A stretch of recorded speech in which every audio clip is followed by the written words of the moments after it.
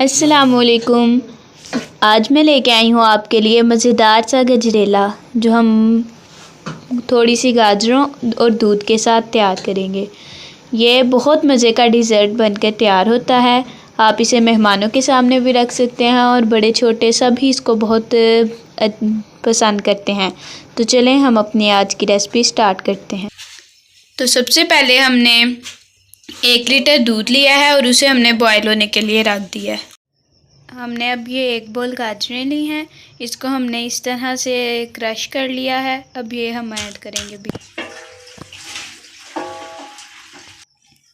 اب ہم نے یہ 1/2 کپ چاول لیے ہیں اور اس کو ہم نے بوائل کرنے کے بعد اس طرح سے ہم نے اس کو میش کرنا ہے۔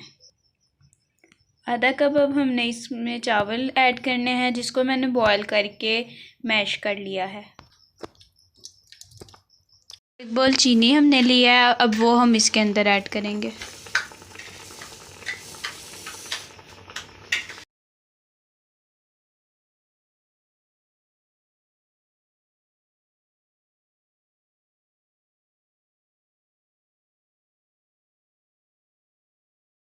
یہ دیکھیں ماشاءاللہ ہماری کھیر بن کر تیار ہے۔ بہت ہی اچھی لک آئی ہے اور بہت ہی مزیدار بن کے تیار ہوئی ہے۔